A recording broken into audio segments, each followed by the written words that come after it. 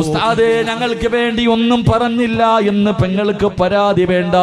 പെങ്ങളെ, അല്ലാഹുവിന്റെ റസൂൽ മിഅ്റാജിന്റെ രാത്രിയിൽ ലോകത്തിന്റെ നേതാവ് മഹാനായ ജിബ്രീൽ അലൈഹിസ്സലാം രണ്ടുപേരും കൂടെ ബുറാഖ് എന്ന് പറയുന്ന വാഹനത്തിൽ ഇങ്ങനെ യാത്ര ചെയ്യുമ്പോ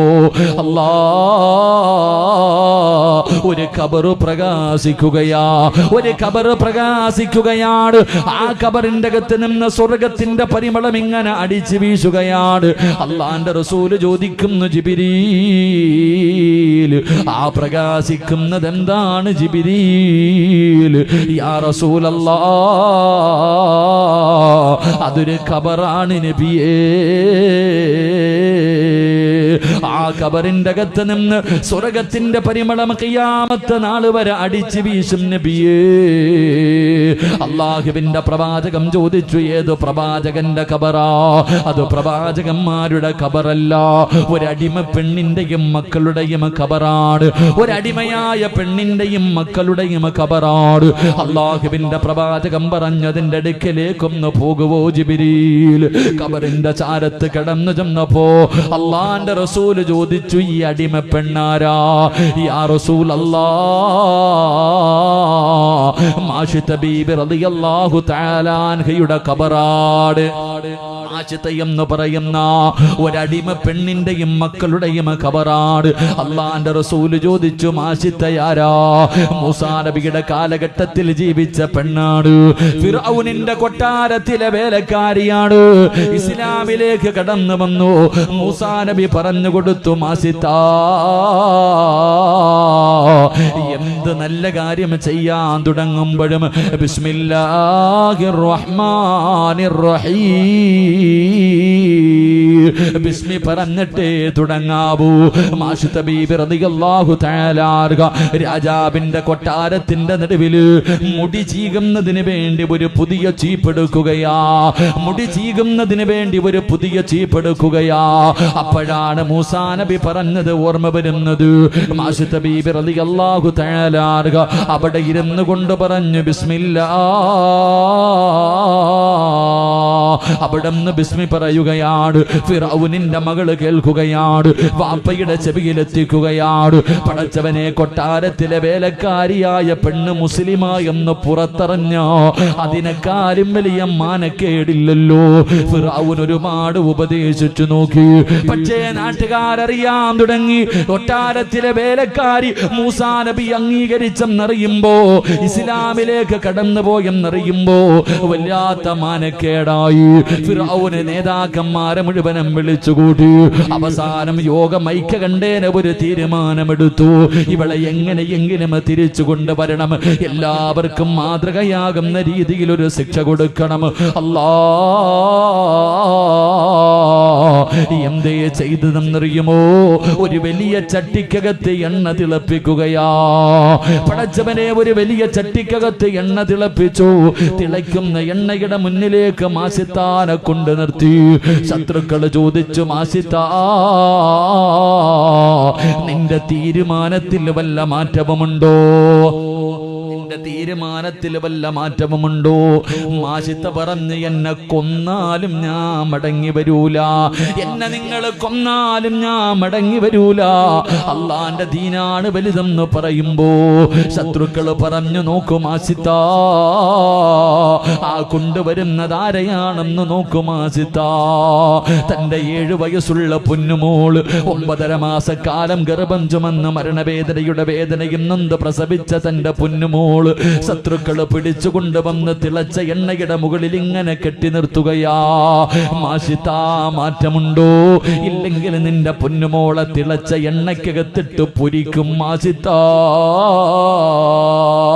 മാഷിത ബീബി റളിയല്ലാഹു തആല അൻഹ തന്റെ പൊന്നാര മകളെ കെട്ടിപ്പിടിച്ച് ചുംബനം കൊടുത്തിട്ട്, എന്റെ പൊന്നുമോള് കരയല്ലേ, നമുക്ക് നാളെ പടച്ച റബ്ബിന്റെ സ്വർഗത്തിൽ വെച്ച് കാണാ. തന്റെ പൊന്നാര മകൾക്ക് ധൈര്യം കൊടുത്തിട്ട് തിളച്ച എണ്ണയിലേക്ക് യാത്രയാകുകയാ. അല്ലാഹുവേ, ശത്രുക്കൾക്ക് വല്ലാത്ത ദേഷ്യം വന്നു.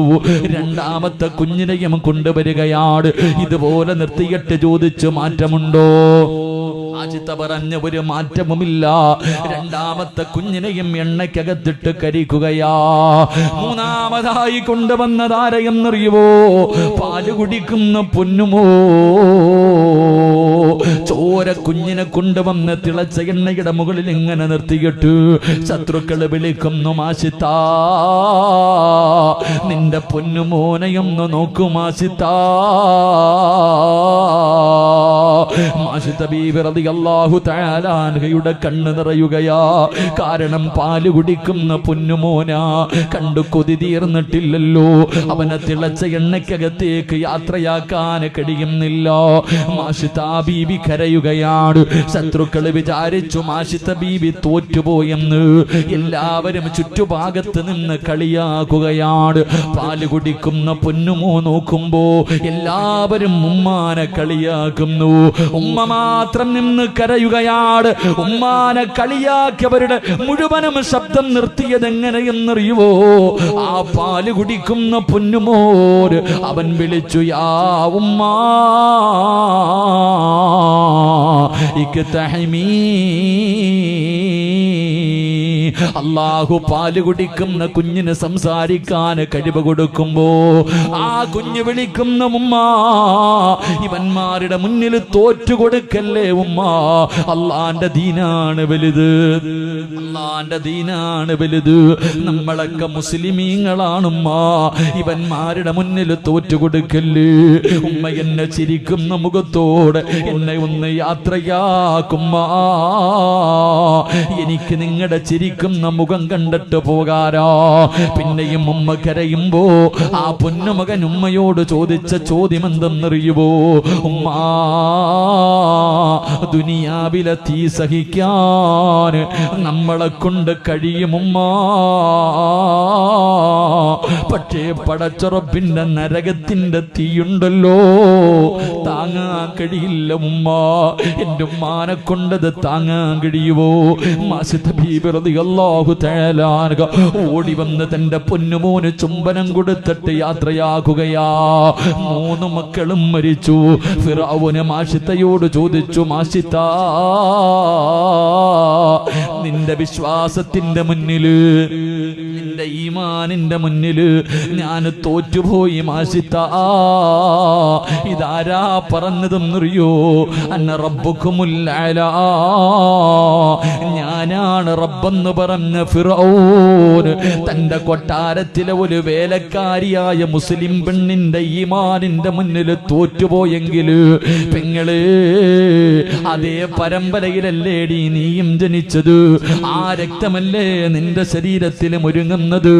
എങ്ങനെയാ നിനക്ക് കണ്ടവന്റെ കൂടെ ഓടാൻ തോന്നുന്നത്? അല്ലാ, ഫിറഔൻ ചോദിച്ചു, നിന്നെ എന്തായാലും കൊല്ലാൻ പോവുകയാ, എനിക്കൊരുപാട് ഭക്ഷണം വിളമ്പി തന്നതല്ലേ മാഷിത്താ, നിനക്ക് വല്ല അഭിലാഷവുമുണ്ടെങ്കിൽ പറ. മാഷിത്ത ബീബി പറഞ്ഞു, എനിക്കൊരാഗ്രഹമുണ്ട്. എന്നെ നിങ്ങൾ കൊന്നിട്ട് കുഴിച്ചിടുമ്പോ എന്റെ കബറിന്റെ അകത്തെന്റെ മക്കളെ കൂടെ ഒന്ന് കബറടക്കുവോ?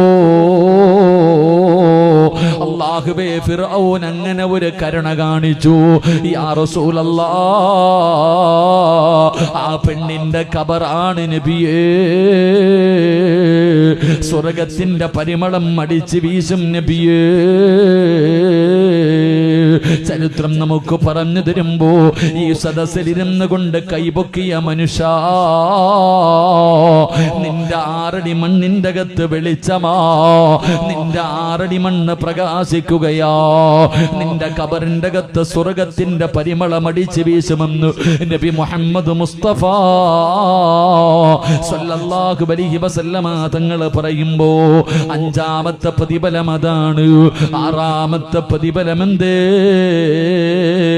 നാളെ ആരാരും തിരിഞ്ഞു നോക്കാതെ ഇസ്രാഫീൽ എന്ന മലക്ക് സൂറന്ന കാഹളത്തിൽ ഊതുമ്പോ ഈ കാണുന്ന പള്ളിക്കാട്ടിലെ സർവ്വ കബറിന്റെ അകത്ത് കിടക്കുന്നവരും കബറ് പൊളിച്ചുകൊണ്ട് എഴുന്നേറ്റ് വരികയാണ്.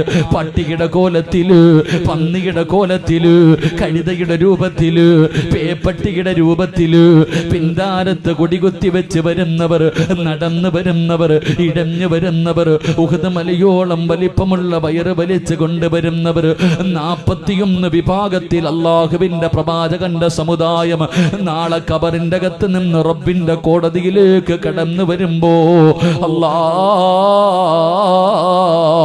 യൗമ യഫിറുൽ മർഉ മിൻ അഖീ وأمه وأبيه وصاحبته وبنيه വാപ്പയോ ഉമ്മയോ ഭാര്യയോ മക്കളോ കൂടപ്പറപ്പോ കൂട്ടുകാരോ കുടുംബക്കാരോ ഒരു മനുഷ്യനും തിരിഞ്ഞു നോക്കാത്ത ദിവസം നിന്റെ കയ്യിൽ പിടിക്കാ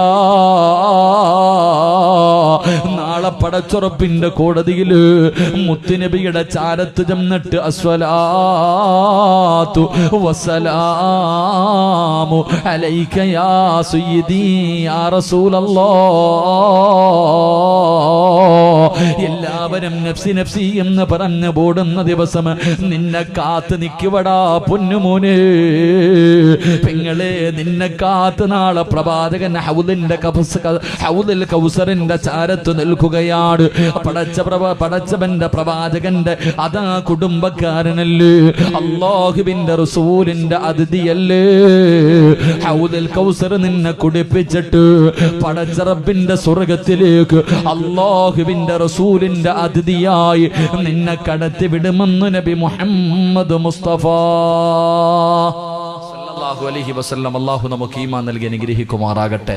പ്രവാചകന്റെ അതിഥിയായി, അല്ലാഹുവിന്റെ റസൂലിന്റെ കുടുംബക്കാരനായി, അവിടുത്തെ കൂടപ്പുറപ്പായി അല്ലാഹുവിന്റെ സ്വർഗത്തിൽ കടക്കാൻ അല്ലാഹു നമുക്ക് ഭാഗ്യം നൽകി അനുഗ്രഹിക്കുമാറാകട്ടെ. മറ്റേ ആയത്ത്, പുണ്യ നബിയെ സ്വപ്നം കാണാനുള്ള ഒരു ആയത്തും പഠിച്ച് ദുആ ചെയ്തു പിരിയാം. എന്റെ പ്രിയമുള്ള സഹോദരങ്ങളെ, ഞാൻ നിർത്തുകയാ. എന്തേ നബിയോട് അല്ലാഹ് പറഞ്ഞെന്നറിയോ?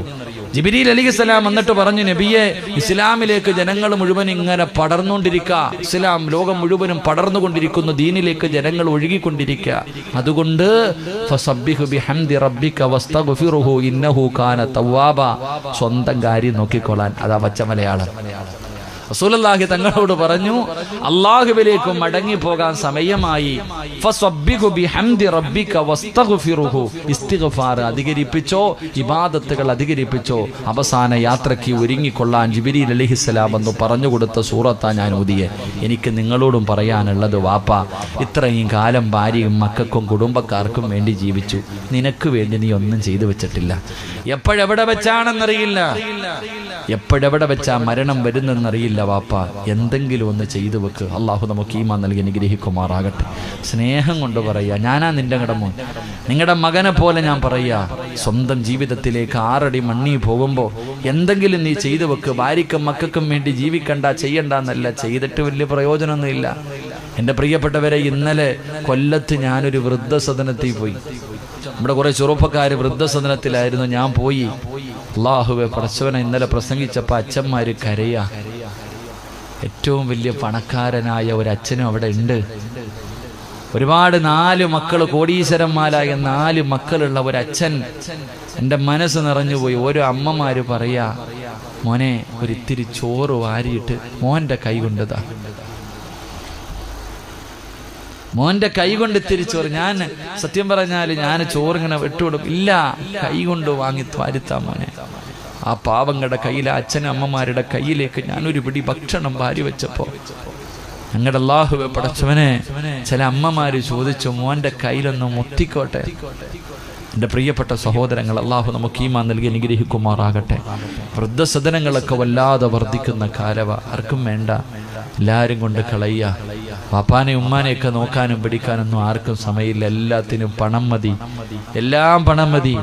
ഒരു പിതാവ് മരിക്കാൻ കിടക്കുക, വലിയ കോടീശ്വരനാ, സക്കറാത്തിന്റെ അവസ്ഥയിൽ കിടക്കുക. ഞാനിങ്ങനെ അടുത്ത് പോയി നിന്നു, ഇങ്ങനെ നോക്കുക. പടച്ചവനെ, എനിക്കറിയുന്ന ഒരു നല്ല മനുഷ്യൻ ക്യാൻസർ വന്നിട്ട് മരണപ്പെടുക, സക്കറാത്തിന്റെ അവസ്ഥയിൽ ഇങ്ങനെ കിടക്കുന്നു. ഞാൻ ദുആ ചെയ്തു, അല്ലാഹുവേ, ഈ മനുഷ്യന് വെള്ളിയാഴ്ച രാവിലെ മരണം കൊടുക്കണേ. അവിടെ നിന്ന് പിരിയുമ്പം മോൻ എൻ്റെ അടുത്ത് വന്നിട്ട് ചോദിക്കുക, തീരാറായോ ഉസ്താദേ? പറഞ്ഞാൽ റൂഹ് പിടിച്ച് തുടങ്ങിയോന്ന്. അല്ലാഹു ആലം. അല്ലാഹു ആ പിതാവിൻ്റെ ഖബറിടം നീ സ്വർഗമാക്കി കൊടുക്കണ റഹ്മാൻ. ആ മനുഷ്യൻ പക്ഷേ ഭാഗ്യവാനാ, എല്ലാം നേരത്തെ മനസ്സിലാക്കി. കഫൻ തുണി നേരത്തെ വാങ്ങി വെച്ചു. കഫൻ തുണി നേരത്തെ വാങ്ങി വെച്ച് ചെലവിനുള്ള പൈസ ഭാര്യയുടെ കയ്യിൽ കൊടുത്തു. ഇനി എനിക്ക് 5 നയാ പൈസ ചെലവാക്കണ്ട എന്ന് പറഞ്ഞ് മക്കൾക്കുള്ളതൊക്കെ എഴുതി കൊടുത്തിട്ടാ പോയെ. അള്ളാഹു നമുക്കും അങ്ങനെയുള്ള മരണം തരുമാറാകട്ടെ. അതുകൊണ്ട് എൻ്റെ പ്രിയമുള്ള സഹോദരങ്ങളെ, ജീവിതത്തിൽ എന്തെങ്കിലുമൊക്കെ ചെയ്തു വെക്ക്.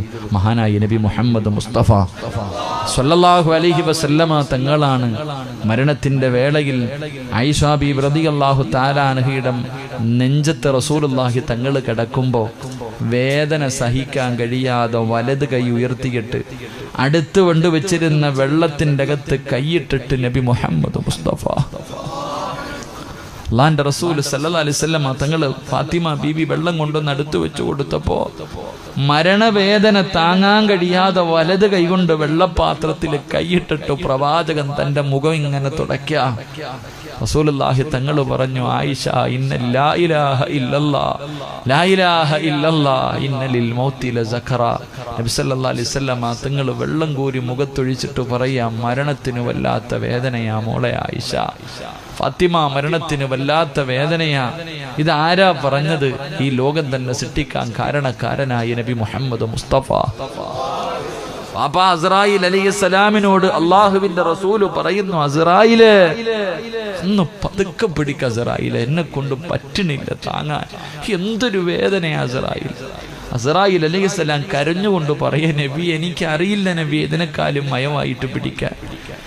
ജീവിതത്തിൽ ഇന്ന് വരെ ഒരാളുടെ റൂഹ് പിടിക്കുമ്പോഴും എൻ്റെ കൈ വിറച്ചിട്ടില്ല, പക്ഷെ ഇന്ന് എൻ്റെ കൈ വിറയ്ക്കുന്ന നബിയെ. റസൂലുള്ളാഹി തങ്ങൾ പോലും കരഞ്ഞെങ്കിൽ എൻ്റെയും നിങ്ങളുടെയും അവസ്ഥ എന്തേ വാപ്പ ചിന്തിക്കാത്ത? കള്ളവല്ലല്ലോ ഇതൊന്നും കള്ളവല്ലല്ലോ. കുല്ലു നഫ്സിൻ ദായിഖത്തുൽ മൗത്ത്, മരണത്തിനൊരു വേദനയുണ്ടെന്ന് അള്ളയല്ലേ പറഞ്ഞേ. റസൂലുള്ളാഹി തങ്ങളുടെ അവസ്ഥ ഇതാണെങ്കിൽ നീ എത്ര പേരുടെ മയ്യത്ത് കണ്ടു വാപ്പ? മലമൂത്ര വിസർജനം നടത്തിയത് കണ്ടിട്ടില്ലേ? വേദന സഹിക്കാൻ പെണ്ണെ, നീ പ്രസവ വേദന പോലും നിന്നെ കൊണ്ട് താങ്ങാൻ പറ്റിയില്ലല്ലോ, നീ എങ്ങനെ ഈ മരണവേദന താങ്ങും ഉമ്മ? ഞങ്ങൾ ആരും അത് അനുഭവിച്ചിട്ടില്ല ഉമ്മ, നീ അനുഭവിച്ചിട്ട് എന്തേ ഉമ്മ നന്നാകാത്ത? അതുകൊണ്ട് പെങ്ങളെ ഞാൻ പറയുന്നത്, സ്വന്തം എന്തെങ്കിലുമൊക്കെ ചെയ്തു വെക്ക്. ഞാൻ ഇങ്ങോട്ട് വരുമ്പോഴും ഭക്ഷണം കഴിക്കുന്ന വീട്ടിലൊരു യതീമായ മകനെ കണ്ടു. കഴിഞ്ഞ വ്യാഴാഴ്ചയാണെന്ന് തോന്നുന്നു, പത്തനംതിട്ട ജില്ലയിൽ ഒരു സ്ഥലത്ത്, പത്തനംതിട്ട കുളശേഖരപ്പെട്ട പള്ളിയിൽ വഅദ് പറഞ്ഞു. അല്ലാഹുവേ, ഒരു മദ്രസ പണിയുന്നതിന് വേണ്ടി സദക്ക ചോദിച്ചു, എല്ലാവരും തന്നു. അവസാനം ദുആ കഴിഞ്ഞപ്പോ സംഘാടകൻ ഒരു 10-12 വയസ്സുള്ള ഒരു മകനെ ഇങ്ങനെ തൂക്കി പിടിച്ചോണ്ട് വരാവോ കരയാടത് എൻ്റെ അടുക്ക കൊണ്ടുവന്നു. ഞാൻ ചോദിച്ചു, എന്തിനാ മോനെ കരയണേ? ഉസ്താദേ, വെള്ളിയാഴ്ച ജുമയ്ക്ക് പള്ളിയിലേക്ക് നിസ്കരിക്കാൻ പോയ എൻ്റെ പിതാവ് ആക്സിഡന്റിൽ മരണപ്പെട്ടു. എൻ്റെ വാപ്പായിക്കൊന്ന് ദുആ ചെയ്യാൻ ഞാനൊരു 2000 രൂപ തന്നിട്ട് ഉസ്താദ് ദുആ ചെയ്തില്ലല്ലോ. പാപ്പാന് വേണ്ടി ദുആ ചെയ്യാൻ 2000 രൂപ ആ പൊന്നുമുഖൻ സംഘാടകരുടെ കയ്യിൽ കൊടുത്തിട്ട് ഞാനൊന്ന് വായിച്ച് ദുആ ചെയ്തില്ലല്ലോ എന്ന് ഓർത്തിട്ട് ആ കുഞ്ഞ് കരയ്യ. അല്ലാഹു അങ്ങനെയുള്ള മക്കളെ നമുക്ക് നൽകി അനുഗ്രഹിക്കുമാറാകട്ടെ. അല്ലാഹു അങ്ങനെയുള്ള മക്കളെ നമുക്ക് നൽകി അനുഗ്രഹിക്കുമാറാകട്ടെ. ഇന്നത്തെ മക്കൾക്ക് വാപ്പാടെ കവർ എവിടാന്ന് വെച്ചാൽ എന്ത് കവറില്ലപ്പാ? സ്വന്തം വാപ്പാന്റെ കവർ എവിടാന്ന് വെച്ചാൽ അറിയില്ലപ്പാ. നിങ്ങൾ പറ, ഇത്രയും കാലം പോറ്റി വളർത്തിയില്ലേ മോനെ മോളെ എന്ന് പറഞ്ഞിട്ട് കെട്ടിപ്പിടിച്ച് ഉമ്മ കൊടുത്ത് കൂടെ കൊണ്ട് നടക്കുന്ന മക്കളോട് ചോദിക്കുക, നീ മരിച്ചാ നീ കുഞ്ഞിന്റെ മയ്യത്ത് കുളിപ്പിക്കുവോ? ഈ സദസ്സിരിക്കണ മക്കളെ സ്നേഹിക്കുന്ന ഓരോ വാപ്പയും ചോദിക്ക്, മോളെ ഞാൻ മരിച്ചുപോയാ എന്റെ മയ്യത്ത് കുളിപ്പിക്കുമെന്ന് പെറ്റ മക്കളോട് ചോദിക്കുമ്മ. ചോദിക്കു വാപ്പ, നിന്റെ ജനാസ ഈ പള്ളിക്കകത്ത് കൊണ്ടുവെക്കുമ്പോ നീ ഇത്രയും കാലം വളർത്തിയവൻ പള്ളിയിലെ ഇമാമിന്റെ കൈ പിടിച്ചിട്ട് പറയൂ, ഞാൻ ഇമാമത്ത് നിൽക്കാൻ എന്റെ വാപ്പായ്ക്ക്. നിന്റെ ഖബറിന്റെ ചാരത്ത് വന്ന് തെറ്റാതെ കാണാതെ ഒരു യാസീൻ ഓതാനെങ്കിലും പഠിപ്പിക്കുക. അള്ളാഹു നമുക്ക് ഈമാൻ നൽകി അനുഗ്രഹിക്കുമാറാകട്ടെ. ഇല്ലെങ്കിൽ ജീവിച്ചിരിക്കണ കാലത്തും സമാധാനം തരൂല, മരിച്ചാലും വെറുതെ വിടൂല. ഖബറിന്റെ അകത്ത് പോലും നിന്നെ സമാധാനത്തോടെ കടത്തൂല. അതിൻ്റെ അകത്തും മക്കള് മാതാപിതാക്കളെ വേദനിപ്പിക്കുമെന്ന് നബി മുഹമ്മദ് മുസ്തഫ. ഓരോ വെള്ളിയാഴ്ചയും നിന്റെ മക്കള് കാണിക്കണ സർവ്വ കാര്യങ്ങളും ഖബറിൽ കൊണ്ട് മലക്കുകൾ വായിച്ചു കൊടുക്കും. അള്ളാഹുവേ, ഇങ്ങനെ ഒരു വൃത്തികെട്ടവളെയാണല്ലോ അല്ലാ ഞാൻ 9.5 മാസം ചുമന്നത്, ഉമ്മ കരയാ. ഇങ്ങനെ ഒരുത്തനെയാണല്ലോ ഞാൻ രക്തം വിയർപ്പാക്കി വളർത്തിയത്, ഇവൻ നശിച്ചു പോയല്ലോ അല്ലാ.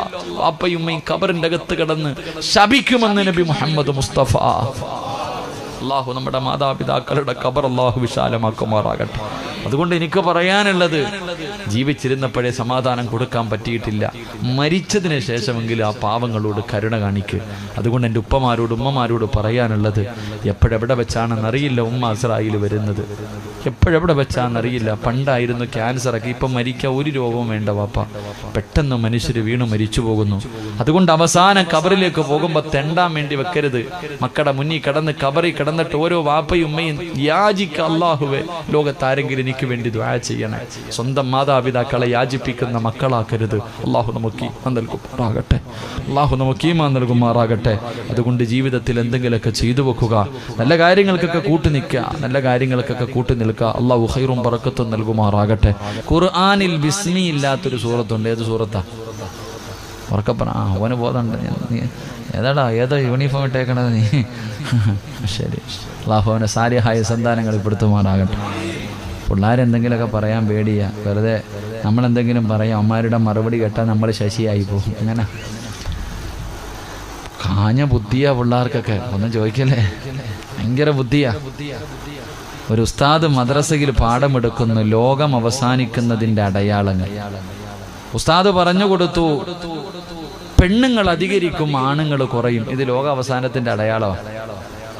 ഇപ്പൊ ചെറുപ്പക്കാരനായ ഉസ്താദാ. അപ്പൊ പറഞ്ഞുവിടാ മക്കളെ, പെണ്ണുങ്ങളെ കല്യാണം കഴിക്കാൻ ആളുകൾ ഇല്ലാത്ത ഒരു കാലം വരും.